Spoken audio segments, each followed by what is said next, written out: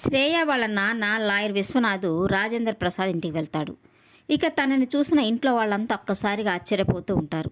ఇక అవని అయితే తనకి ఎదురెళ్ళి నమస్తే అండి అని చెప్తుంటే, నీ నమస్కారాలు నాకేం అవసరం లేదు అంటుంటాడు. ఇక రాజేంద్ర ప్రసాద్ని చూసి బావగారు అని పిలవడంతో ఇక రాజేంద్ర ప్రసాద్కి ఒక్కసారిగా కోపం వస్తూ ఉంటుంది. ఎవరు నీకు బావగారు, నా పేరు రాజేంద్ర ప్రసాద్ అని చెప్తూ ఉంటాడు.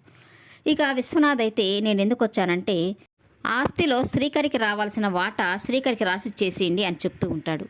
ఇక ఇంట్లో వాళ్ళంతా ఒక్కసారిగా షాక్ అయిపోతూ ఉంటారు. ఇక రాజేంద్ర ప్రసాద్ అయితే షాక్ అయిపోతూ, ఎవరాస్తిది, ఇది నా ఆస్తి, ఎవరాస్తి ఎవరికి ఇవ్వాలో నాకు బాగా తెలుసు, వాణ్ణి నా కన్న కొడుకు కాదని ఇంట్లో నుంచి గెంటేస్తే నువ్వు ఆస్తి వాటా అంటూ నా ఇంట్లోకి వస్తావా, వెళ్ళిక్కడి నుంచి అని విశ్వనాథ్ని కొట్టడానికి ముందుకు వెళ్తూ ఉంటాడు. ఇక అక్షయ్ కమల్ అయితే వాళ్ళ నాన్నని ఆపుతూ ఉంటారు. ఇక విశ్వనాథ్ అయితే ఆస్తిలో వాటా ఎలా రాబట్టుకోవాలో ఏం చేయాలో నాకు బాగా తెలుసు, ఎక్కడికి వెళ్ళాలో అక్కడికే వెళ్తాను అని అంటూ ఉంటే, ఇక ఆ మాటలు వినగానే రాజేంద్ర ప్రసాద్ అయితే కోపంగా, ఎవరితో ఏం మాట్లాడుతున్నావు, నా ఆస్తిలో వాటా కావాలంటావా, అలా మాట్లాడడానికి సిగ్గుగా అనిపించడం లేదా అని తిడుతూ ఉంటాడు.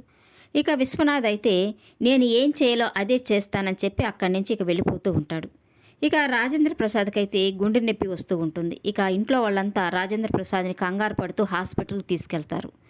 ఇక అవని అయితే బాధపడుతూ ఉన్న వాళ్ళ అత్తయ్యని ఓదారుస్తూ ఉంటుంది. ఇక అక్షయ్ కమల్ అయితే వాళ్ళ నాన్నకి హార్ట్ అటాక్ వచ్చేసరికి తనకి ఏమవుతుందోనని టెన్షన్ పడుతూ బాధపడుతూ ఉంటారు.